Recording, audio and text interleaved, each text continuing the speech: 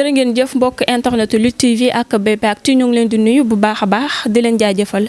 comme ni ngeen ko gisee nag dañoo jub si ci événement bu mag a mag war a dox ci diggante Lac de Guiers 2 ak Eumeu Sène ñu sol suñu dàll dem ko ñoom Papa Ndiokha Mbaye jóge fa directement dem seeti ki nga xamante ni moom moo di suñu papa Ipo Ngari ñoom ñaar nag ñuy nekk mbagum làmb fekke làmb démb fekke làmb tey ba tax na dañoo ñëw rek toog ak suñu papa Ipo ngir mu daal di ñuy décortiquer li nga xamante ni moom moo di combat bi. ziar naa la papa. delloo naa la ziar bi di ziare waale kullu koo xam ne yaa ngi toog di ma seetaan à travers Lutte TV donc je suis très content je suis à votre disposition. merci beaucoup toogaay bi jekk na macha allah borom ayca yàgg na dañoo ñëw nag spécialement ngir bésub 4 avril ku ne xam na ni combat bi jege na parce que mën nañ ni on est à 48 heures du combat bëgg nga waxtaanal ñu ci diggante Eumeu Sène ak Lac de Guiers 2 nga jàngatal ñu mëri at combat bi lan nga ci gis. d'abord fi nga jëkkee parce que date bi nga jëkkee muy le 4 avril. muy feetu indépendance di feetu armée te ma jaar armée donc dama leen di delloo njukkal ci seen taxawaay ci réew mi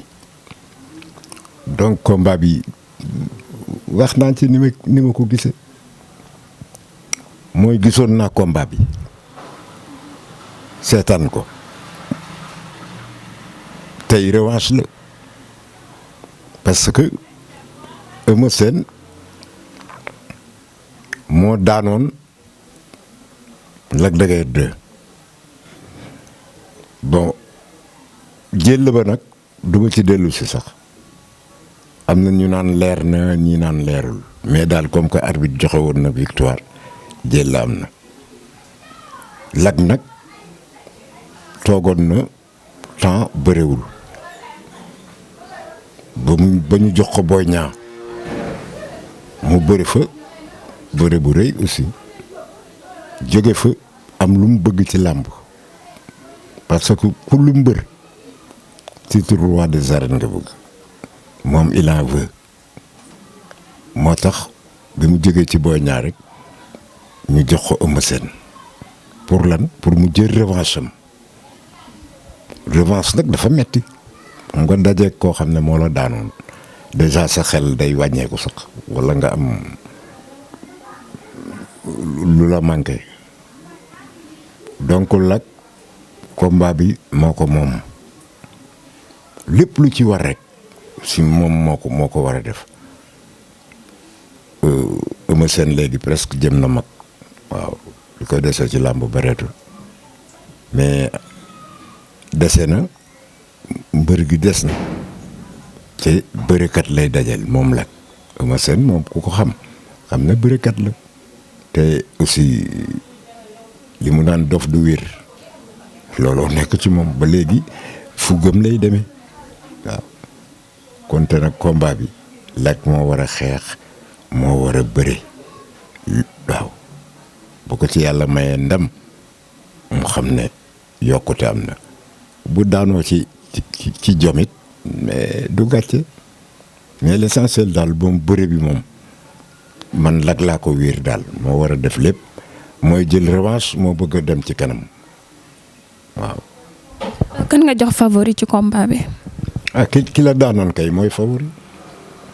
Eumeu Sène moo ko daanoon donc moo nekk favori bu doon match football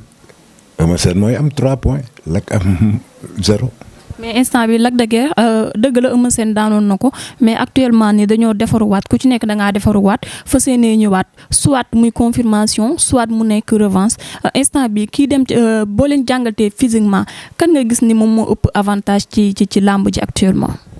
ñoom ñaar ñëpp physiquement sont aptes waaw Lac moo bénéficié Eumeu Sène tuuti ci taille bi. mais taayu Eumeu Sène tamit avantage la ci bëre waaw parce que bu lay song doo ko yëg te bu wàccee rek jot la moo tax ñoom ñaar ñëpp daal ñu ngi ci forme quoi waaw. laataan ñu ñëw ci yow dañoo defoon micro trottoir jox amateurs yi ñu joxe li nga xamante ni moom moo di seen kàddu ci combat bi ñenn ñi nee nañu Lac de Guiers 2 yàgg naa ñëwee forme yàgg naa ñëwee normal mais pour mu bëree na mu war a bëree song adversaire am loolu dul mës a def ñeneen ñi nag nee nañu Eumeu Sène moom mag la day ñëw rek pour Lac de Guiers daan ko mu dem ñibbi. loolu ku ko xamoo li ngay wax mag rek a mën a bëree ndax xel lay bëree. Lac pour xas ko ci loolu wala critiquer ko dafay jafe parce que mbër mu ne ak ni ngay bëree Lac c'est-à-dire day fermer lépp du la may dara te bu gisee dara jël ko loolu rek lañ koy critiquer de mais boo ko dóoree aussi dina fayu te bu gisee buntu dóor la dina la dóor waaw mais tandis que nag li ñu bëgg pour mbër ñëw rek profito bëreem kooku benn mbër bu ko du ko def ku ko defi dañ lay daan mais day calculer di bëre waaw xaj na nag bëreem ni ko gars yi bëggoon mu ñëw retatat xeex bëri xeex dóor kii mbër mu nekk ak na ngay bëree moom noonu la mën a bëree ku mu neex ak ku mu naqari kenn mënu ko ci dindi. lan nga gis ne Lac de Guiers 2 bu ko indee ci combat bi dina jël revanche am. fugg bu mat sëkk ak surveiller ses jambes ci suuf parce que Eumeu day ñëw mën na ñëw te mën na xeex aussi day dóore waaw bu xeexee daal mën na am bunt waaw jàpp Eumeu Sène mais bu xeexul day daanoo wala mu am problème rek.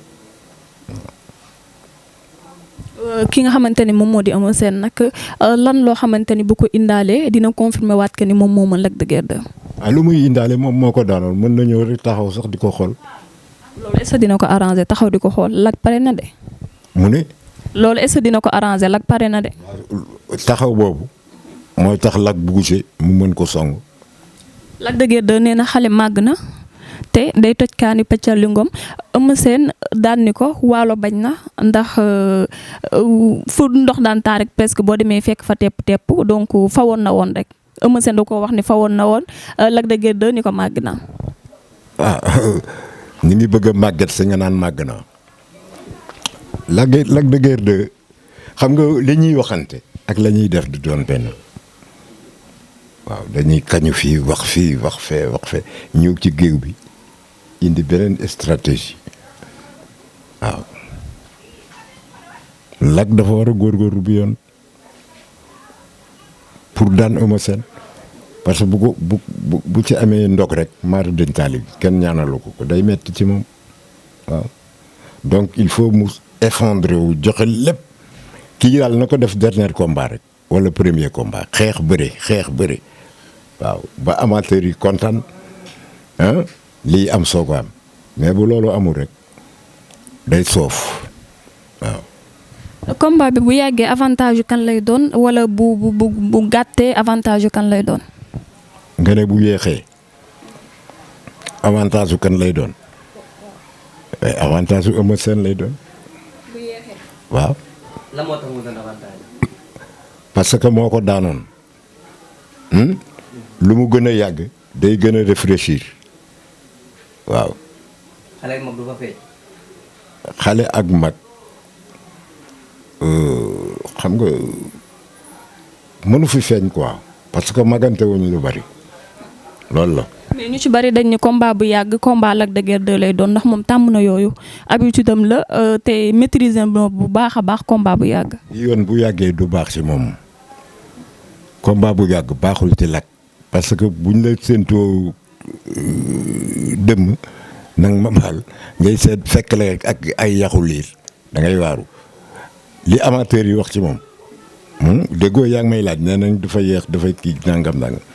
fa war a ñëw nag indi beneen Lac beneen look comme que nee na xale màgg na mais ni ko prouver rek kon ne màgg na waaw. kon daal gëm nga ni ñoom ñaar dinañu xeex te bërëb bi dina yàgg. buñ teelee xeex bëre bi du yàgg mais buñ fa nekkee di benn bëre bi dina yàgg ba chinois yi sax ñooy fay làmp yi bëre bu yàgg waru faa am kii dafa bëgg waaw Eumeu Sène aussi jóge ci défaite am lu mu bëgg waaw défaite bu ko naqari sax bett ko aussi mu jóge fi aussi am lu ko metti ndax moo yoroon roi des arènes bu yàggul mu teel a jóge ci loxo yi xaj na noonu la ko yàlla tudde mais mbër la de parce que Eumeu Sène dafa mën a bëri waaw dafa mën a bëri te du mag lool xam nga léegi la ñuy wax mag la mais ñun ñu fekkee démb mbër yi dañ daan bëre ba 50 ans xoola maam góor gi ñaata at la bëre Mbaye Guèye noonu keneen Robert mais léegi ñoom dañu indi règlement boo nee nii rek ñu ne wéy 50 ans waaw 45 ans 45 ans du dara léegi waaw te nit boo yàqul sa bopp sa doole du gaaw a dem xam nga loolu waaw di nga dem ba 80 ans sax dëgër na ci yow parce que yàqoo woon sa bopp te je crois que xale yi yàquñu seen bopp muy Eumeu Sène di Lac 2 waaw te bu ñuy magante tamit lool li ñuy magantee bariwul xaj na magante bi mooy Eumeu Sène dafa teel a siiw waaw mais ñun ñoo ko ngénte nañu góorgóorlu rek bëre ko ci yoon quoi. kon daal ku ci nekk na nga sóoraale sa morom te moytu ko. bërekat ku ci ne da ngay sóor sa morom parce que boo ko deful ñu gaañ la mën nañ la dóor gaañ la wala ñu song la nga kii yàccaaral ñu daan la loolu la quoi.